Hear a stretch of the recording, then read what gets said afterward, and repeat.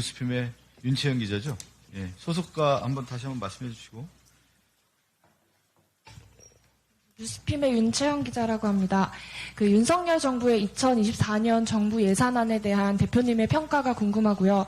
또 구체적으로는 2024년 정부 예산안에서 지역사랑 상품권 예산을 전액 삭감했는데 이 부분에 대해서도 어떻게 생각하시는지 궁금합니다.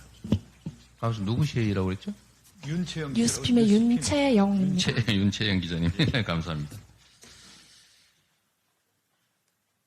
윤석열 정권의 1년 6개월 참 많은 생각이 듭니다. 제가 당대표로 취임하면서 진심으로 소망했던 바는 윤석열 정권이 국민의 기준에 눈높이에 맞춰서 국민으로부터 인정받고 존경받고 칭찬받는 정권으로 대통령으로 성공하기를 바랬습니다. 그 점은 지금도 다르지 않습니다. 윤석열 정권을 사랑해서가 아니라 국민의 이익, 국가의 미래를 위해서 그것이 바람직하기 때문이었습니다. 선의의 경쟁을 통해서 더 나은 결과를 만들어내는 것이 정치다라는 점을 보여드리고 싶었습니다. 안타깝게도 윤석열 정권은 이 국가 역량을 국리, 민복을 위해서 사용하는 것이 아니라 권력의 유지, 사적 이익, 그리고 반대 세력의 제거, 탄압에 다 소진하고 있습니다. 그 결과가 이 어려운 민생의 현안입니다. 현상입니다. 한번 생각해 보십시오, 여러분. 제일 중요한 게 뭡니까? 이념입니까? 진영입니까? 아닙니다. 제일 중요한 것은 국민의 삶입니다. 먹고 사는 문제입니다. 이 국민의 먹고 사는 문제에 대해서 이 정권은 이렇게 말합니다. 다 시장이 알아서 할 일이다. 자유롭게 결정할 일이다. 못 사는 것은 각자의 책임이고 무한 경쟁을 통해서 능력이 있다면 얼마든지 더 가져도 된다. 이걸 자유라고 생각합니다. 자유는 참으로 내용이 다양합니다. 자유라는 이름으로 방치해서는 안 됩니다. 방종을 허용해서는 안 되는 것입니다. 균형과 기회 평등 속에 역량을 발휘할 수 있는 것, 그런 장을 만드는 것이 진정한 자유라는 것입니다. 경제가 이렇게 어려워지는데 여러분 몇 년 후, 10년 후 대한민국 수출 산업이 어떻게 될 것 같습니까? 이제 재생에너지로 생산하지 않는 제품은 납품받지 않는 게 세계적 추세가 됩니다. 이미 대한민국의 재생에너지 부족으로 10년 이상의 장기 계약들이 거부되고 있습니다.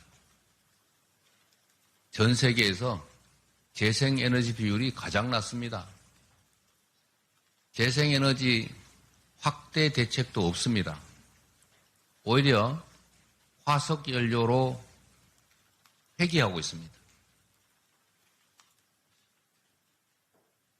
경제가 어려워지면 어려운 사람들이 더 어려워집니다. 양극화를 완화하는 것이 경제 성장에도 도움이 되고 국민 통합에도 도움이 되는 것은 상식입니다. 그런데 경제 상황이 어렵다고 하니까 초부자들의 세금을 깎아주고 서민들의 지원 예산을 대대적으로 줄입니다. 어떻게 되겠습니까?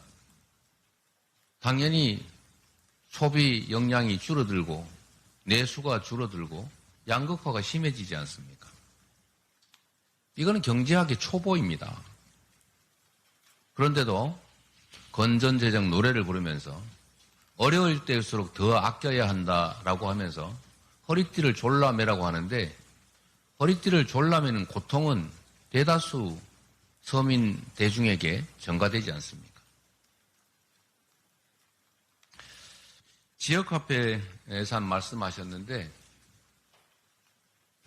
이 지역화폐 예산은 사실 뭐 자세히 설명할 것도 없이 지역 균형 발전에도 도움이 되고, 골목 경제에도 도움이 되고, 경제 순환에도 도움이 되고, 소득 재분배에도 효과가 있는 것이 분명합니다. 경험해본 모든 정책 중에서 가장 효율성이 높은 정책인데, 굳이 이 예산을 100% 삭감하겠다는 것은 서민에 대한 고려는 없이 카드 회사나 대형 유통재벌들에게 혜택을 주겠다는 정책이 다름 아닙니다. 점점 골목 상권이 어려워지겠지요. 모르고 하는 일이 아니라고 생각합니다. 특히 R&D 예산을 대폭 삭감한 것은 참으로 황당한 일입니다. 대한민국이 무슨 자원부국도 아닌 수출, 기술 수출로 먹고 사는 나라인데, 연구개발 예산을 대폭 삭감해버리면 앞으로 우리 산업의 기업들의 경쟁력은 어떻게 확보합니까?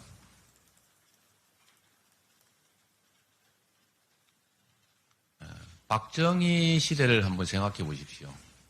우리가 경제가 어려웠는데 국내에서 돈을 조달할 길이 없어서 해외에서 돈을 빌려서 투자했습니다. 차관이라는 게 바로 그런 거죠.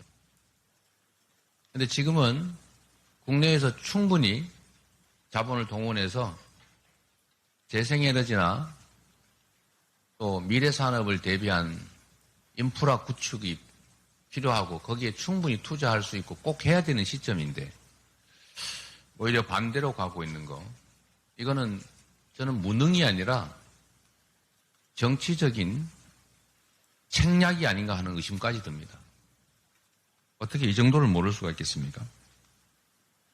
결국 1년여가 지나는 동안에 윤석열 정권이 한 일이라고는 국민을 갈라치기 하고 야당을 파괴하고 반대 세력을 적대시하고 민방위 부활하고 이념전쟁 시작하고 그걸 통해서 자신들의 소수 정치적 집단의 이익만 추구한 것이라는 생각이 듭니다. 이래가지고는 나라의 미래가 없습니다. 국민의 고통이 너무 커집니다. 국가의 미래가 훼손됩니다. 그렇기 때문에 국민적 항쟁이 필요할 때, 그리고 이 폭주와 퇴행을 멈추게 하기 위한 실천을 할 때라고 생각했습니다. 대표님, 그 시간이 다 됐어.